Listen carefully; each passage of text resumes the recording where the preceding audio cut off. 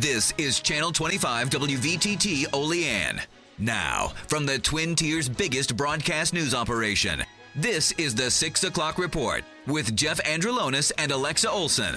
Listen on News Radio 96.7 WVTT or watch on News Channel 25 WVTT television. WVTT proudly presents the 6 o'clock report. Good evening, I'm Alexa Olson. And I'm Jeff Andrelonis. Good evening. The big story tonight on the 6 o'clock report. A scene right out of the classic Dr. Seuss Christmas book, How the Grinch Stole Christmas. Right in Allegheny County, some suspects allegedly stole a Christmas tree from a tree farm in Allegheny County. WVTT's Valerie Tysander was in Andover earlier today to find out just how those suspects plan to steal Christmas. Not one, but two Christmas trees were stolen from Kent Farms, causing the owner to chase them through Andover. A smaller girl breaks the tree off the peg and wrestles it around, and the big girl just walks away. Tom Kent, the owner of Kent Farms, had enough. He knew someone had stolen a Christmas tree Sunday morning, but when they came back for more, he decided to do something about it. But when he got to the tree farm, the tree thieves didn't stop. I got over here just in time to see them. They were jumping back in the car. I pulled up in front of them, and they just sped off and went right around me, so I had to turn around and chase them. What started off as a slow speed chase quickly turned into a 90-mile-per-hour high-speed chase. It just kept going faster and faster and faster. As he chased the perpetrators through Andover. And I'm trying to steer with my little finger and hold my phone and dial. As any driver knows, doing that is dangerous enough. And then you add one more variable. Finally got it, and I was ready to push the send button on my phone, and I noticed the girl climb over the seat, and she chucked the tree out the back at me. Well, I did a little fancy driving to miss that. And Kent says he's lucky the tree harmlessly rolled off the road, or his story might not have had a happy ending. Several police officers came out and managed to stop the tree stealers before any more damage was done. Kent says the thieves weren't what he expected, and he certainly wasn't expecting women. The alleged tree thieves, 28-year-old Angeline Palmater and 36-year-old Victoria Green, have been charged with second-degree reckless endangerment and pettit larceny. That last Christmas tree was stolen right here, and the owner does say that if there are people in need, he's more than happy to help. In Andover, I'm Valerie Tysander, WVTT News. Now, the tree farmer also told Valerie he has approximately 600,000 evergreens on his farm each year. Some 20 to 30 are stolen. Alexa?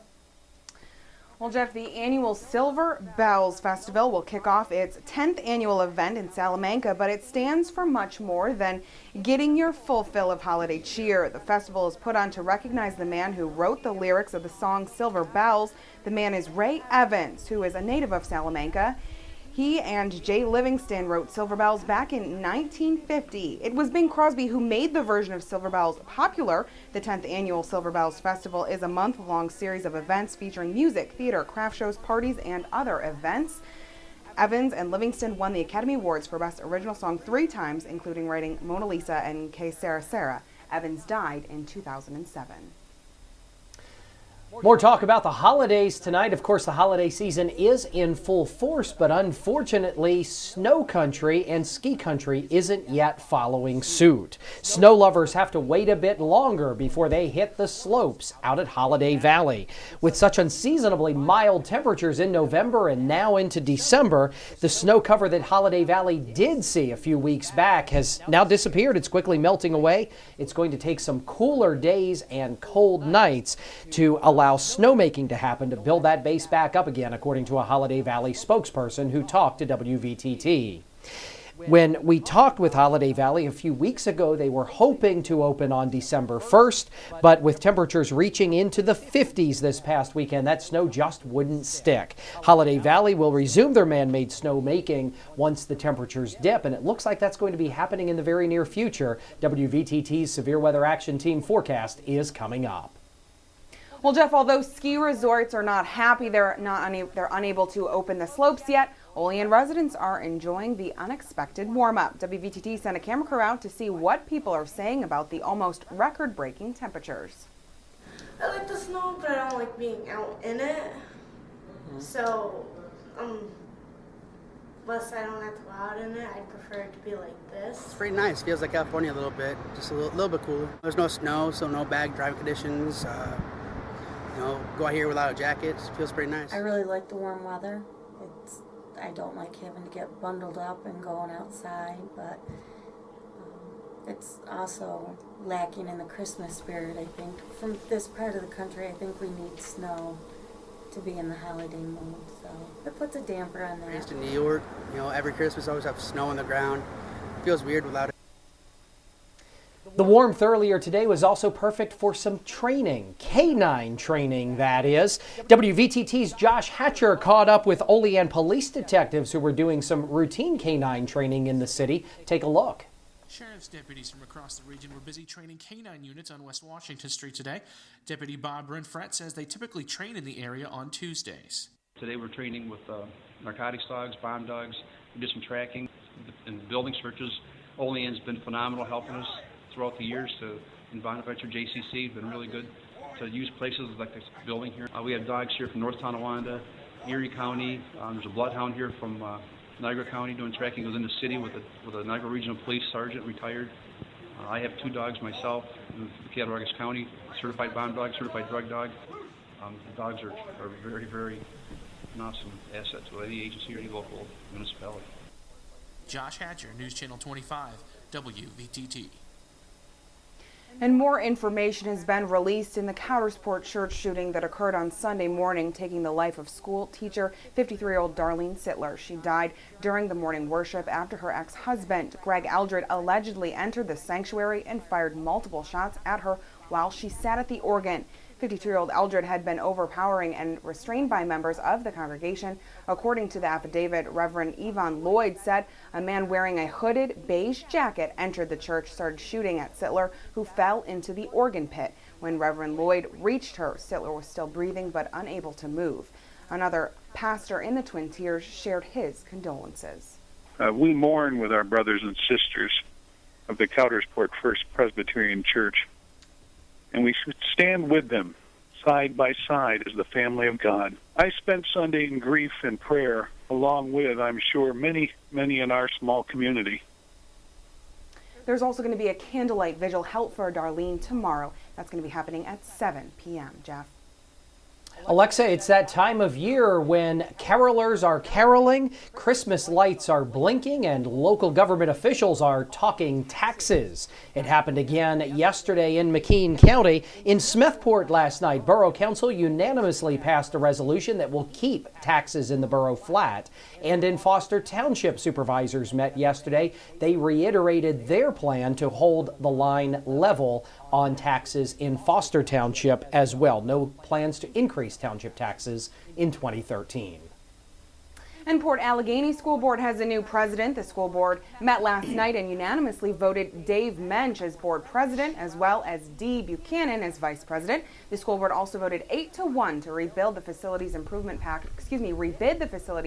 packages with the artificial turf listed separately.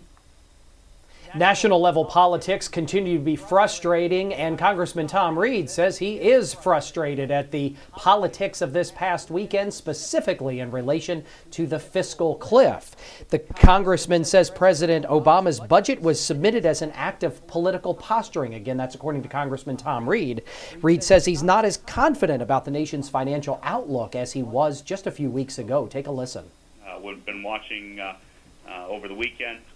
Looked at the president's proposal that he put on the table, and I can honestly say that 2 to 3 weeks ago I was much more optimistic that we would avert this fiscal cliff, come up with a resolution to avert it. But at this point in time, I'm not as optimistic.